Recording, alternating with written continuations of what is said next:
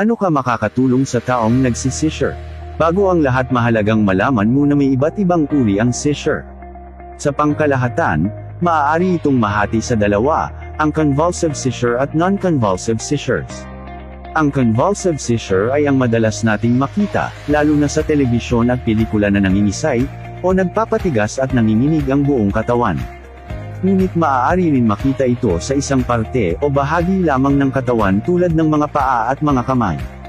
Samantalang ang non-convulsive seizures naman ay maaaring makita bilang pagkatulala, pagkatuliro, pagkawala sa sarili at pagkalito sa paligid, na nakakaapekto sa normal na aktibidad ng isang tao.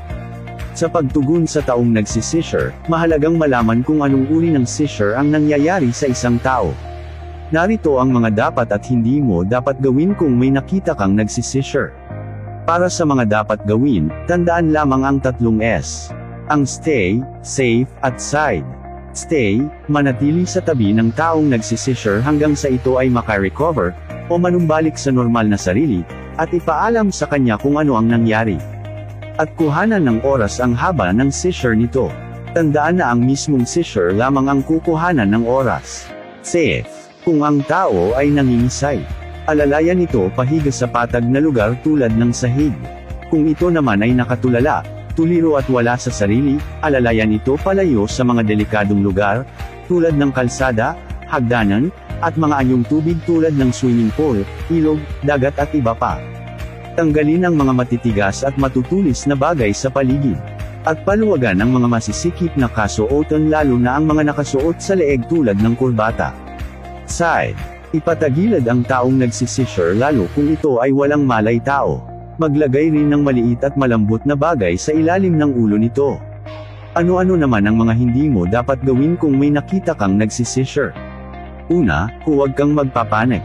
Hindi makakatulong kung ikaw ay natataranta. Pangalawa, huwag pipigilan ang seizure.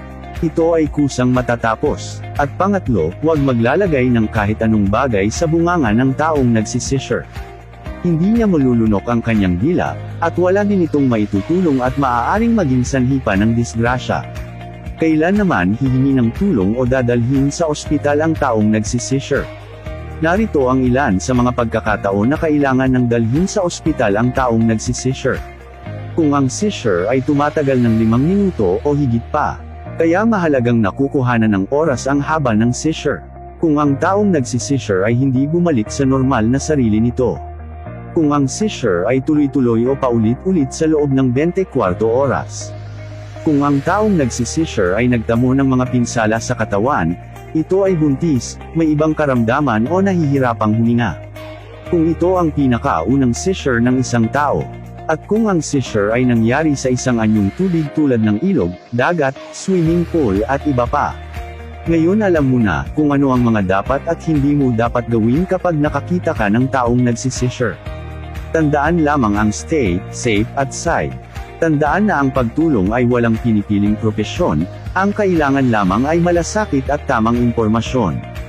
Ito po muli ang Region 1 Medical Center, nakikibahagi sa selebrasyon ng National Epilepsy Awareness Week ngayong unang linggo ng September 2023.